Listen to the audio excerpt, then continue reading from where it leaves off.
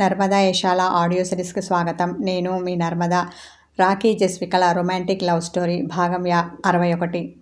అప్పటికి ఆమె కళ్ళల్లో నుండి ఆనంద బాష్పాలు బుగ్గలను చేరి అతని నుదురును తాకాయి. అతడు వాటిని తన బుగ్గలతో తుడిచి అక్కడ ముద్దు పెట్టాడు. ఏంటి పరధ్యానంగా ఉన్నావు? నా ఉనికినే పట్టించుకోవడం లేదు కినుగ్గా అన్నాడు రాఖీ. అలాంటిదేమీ లేదు అంటూ అతని బుగ్గ మీద ముద్దు పెట్టింది ఆమె. నీకెన్నిసార్లు చెప్పాలి అక్కడ కాదు ఇక్కడ పెట్టమని అలుకగా అంటూ తన పెదాలను చూపించాడు రాఖీ.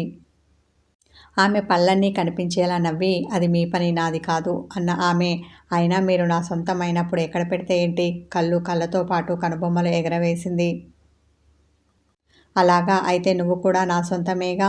నాకు నచ్చిన చోట నచ్చింది చేసేస్తాను. కాదు కూడదు అన్నావనుకో నా స్టైల్లో పనిష్మెంట్ ఉంటుంది అన్న అతడు ఆమెపై పూర్తిగా వాలి ఆమె నడుము మీద కసిగా ముద్దు పెట్టాడు. ఆమె ఒళ్ళు ఒక్కసారిగా పులకరింతకు గురైంది. గట్టిగా కళ్ళు మూసి తన ఫీలింగ్స్ని కంట్రోల్ చేసుకుంది.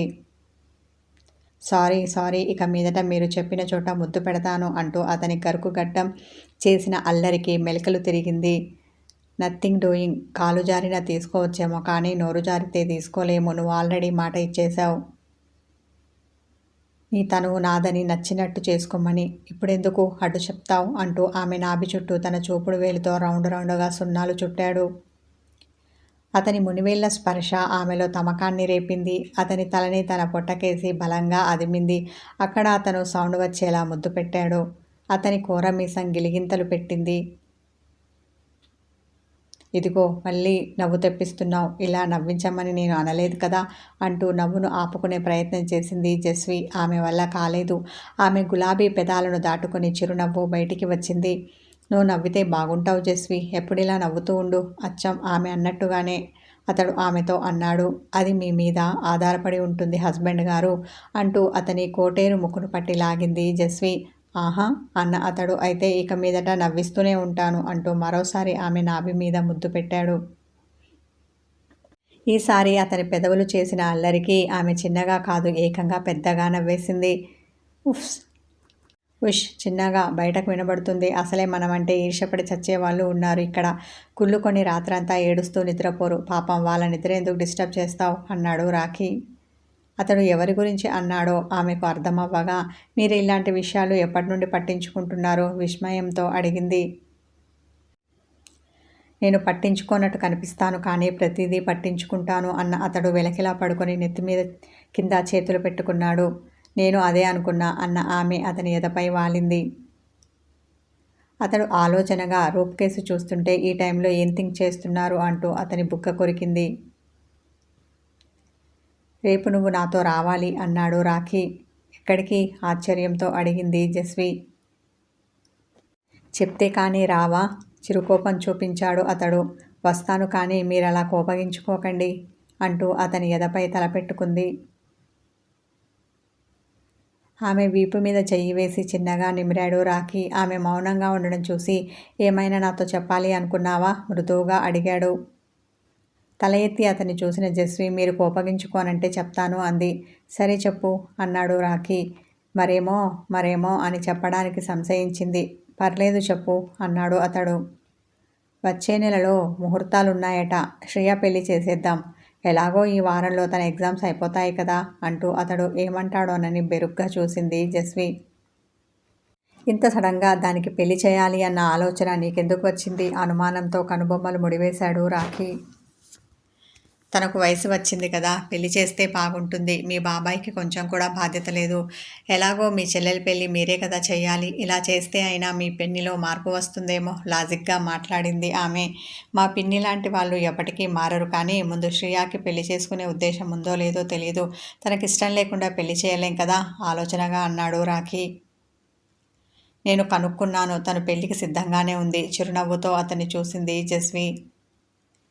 ఓ పెళ్ళిళ్ళ పేరమ్మా, ఎప్పుడయ్యావు అంటూ తన మునివేళ్లతో ఆమె నుదురు పొడిచాడు రాఖీ. జస్వి మూతి తిప్పేసుకొని, మీ బాధ్యత నా బాధ్యత కాదా అలుకగా అంది. ఇప్పుడు కాదని ఎవరన్నారు అన్న అతడు. పెళ్ళి అనగానే వెంటనే ఒప్పేసుకుంది అంటే శ్రేయ ఎవరినైనా ప్రేమిస్తోందా అనుమానపడ్డాడు రాఖీ. అతడంత సూటిగా పాయింట్లోకి వస్తాడు అనుకొని జస్వి కంగారు పడింది.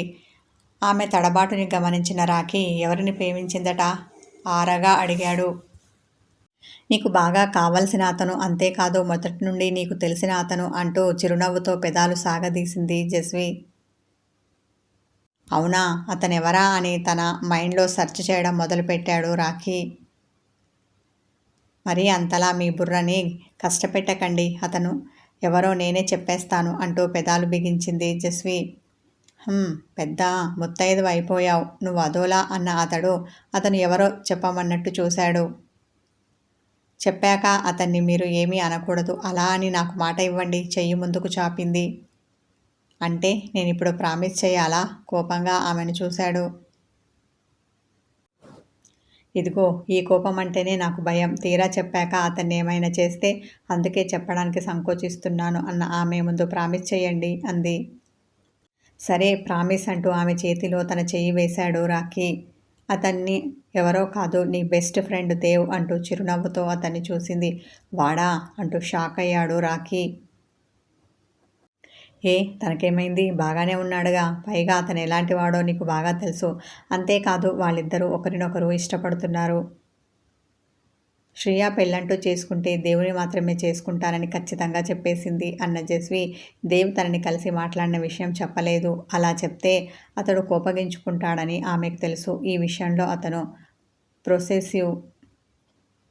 అతడు ఏదో ఆలోచిస్తూ మౌనంగా ఉండడం చూసి, దేవు మంచివాడు కాదా, శ్రియాని అతనికి ఇచ్చి పెళ్లి చేయడం నీకు ఇష్టం లేదా అంది. అతడింకా ఆ షాక్ నుండి తేరుకోనట్టున్నాడు. అందుకే వాళ్ళిద్దరూ ఎలా లవ్లో పడ్డారు, ఎప్పుడు పడ్డారు అన్నాడు రాఖీ. ఆ డీటెయిల్స్ అన్నీ నేను శ్రియాని అడగలేదు, మీరు మీ ఫ్రెండ్ని అడిగి తెలుసుకోండి అంటూ అతన్ని ఐస్ చేయడం కోసం అతని పెదాల మీద కిస్ చేసింది జస్వి. హౌ కెన్ పాసిబుల్ అని ఆలోచిస్తున్న రాఖీ ఆమె ముద్దుతో టెంప్ట్ అయ్యాడు. అన్ని థాట్స్ని పక్కన పెట్టి ఆమె పెదాలతో తన పెదాలను జతకలిపాడు. మళ్ళీ తన ప్రణయానికి శ్రీకారం చుట్టాడు. తన రొమాన్స్తో ఆమెను సాటిస్ఫై చేసిన అతడు ఎప్పటికో నిద్రలోకి జారుకున్నాడు. తృప్తిగా రాఖీని చూసిన జస్వి అతని కౌగిలిలో నిద్రపోయింది.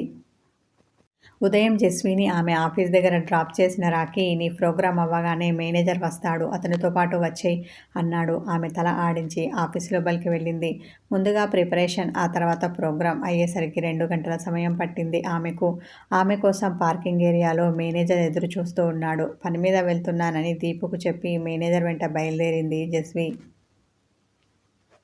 కాస్త దూరం వచ్చాక, నన్ను ఎక్కడికి తీసుకెళ్తున్నావు అంటూ కంగారు పడింది. మేడం సార్ చెప్పిన అడ్రస్కే తీసుకెళ్తున్నాను అన్నాడు మేనేజర్. అయినా ఆమెకు అతని మీద నమ్మకం కుదరలేదు. రాఖీకి కాల్ కలిపింది.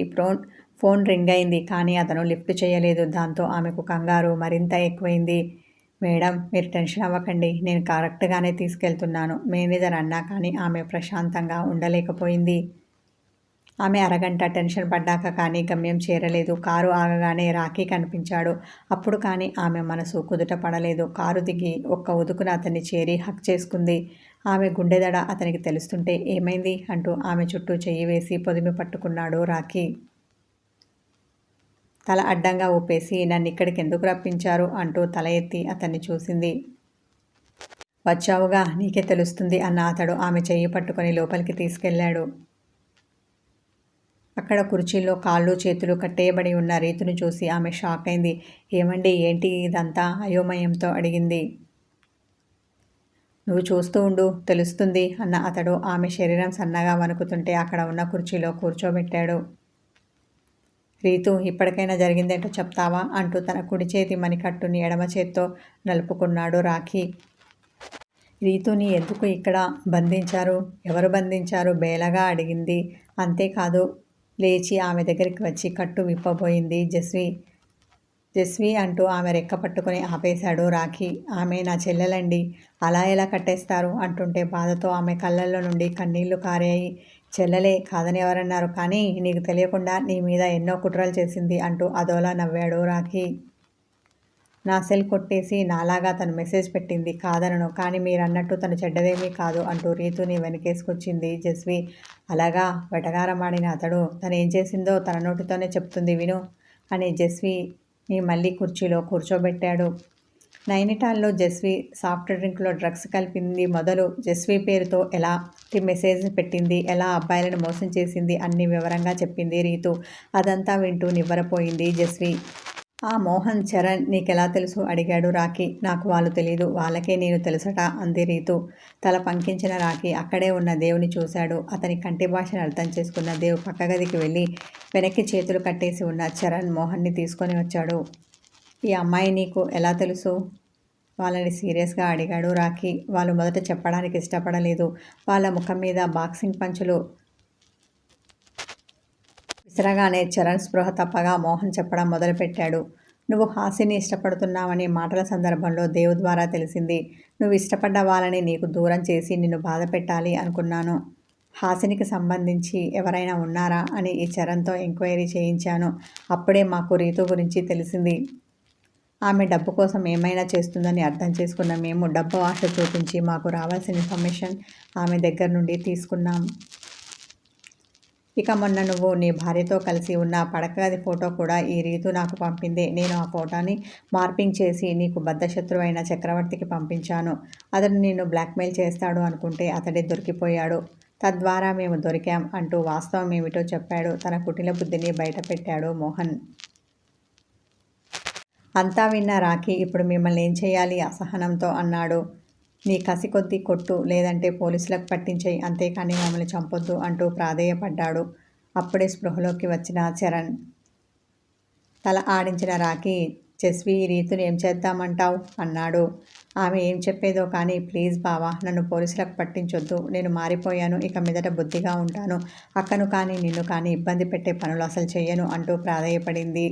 ఈసారికి క్షమిస్తున్నాను, కానీ మరో తప్పు చేస్తే ఏకంగా చంపేస్తాను అంటూ ఆమెను బేస్ వాయిస్తో హెచ్చరించాడు రాఖీ. బుద్ధి వచ్చిందని లెంపలేసుకుని వెళ్ళింది రీతు. మోహన్ శరణ్లను పోలీసులకు అప్పగించింది. రాఖీ జస్విని తీసుకొని ఇంటికి వచ్చాడు. శత్రువులు ఎవరో తెలిసింది. సమస్యలన్నీ సాల్వ్ అయ్యాయి. ఎలాంటి టెన్షన్ లేకుండా ఆ రాత్రి హాయిగా పడకగదిని చేరారు వాళ్ళు. ప్రతి రాత్రి ఆమెను పొందాలి అన్న తహతహతో ఉన్న రాఖీ జస్విని తన కౌగిలిలోకి తీసుకొని ఆమె అదరాలను అందుకొని డీప్గా కిస్ చేశాడు. కథ కొనసాగుతుంది. హాయ్ వ్యూవర్స్, నెక్స్ట్ ఎపిసోడ్తో ఈ రొమాంటిక్ స్టోరీ ముగుస్తుంది. నిన్నే పెళ్లాడతా అనే మరో రొమాంటిక్ స్టోరీ సేమ్ టైంకి వస్తుంది. దాన్ని కూడా ఇలాగే చూసి ఆదరించండి. మొదట లైక్ చేయండి, కామెంట్ పెట్టండి, హైప్ చేయండి. Thank you.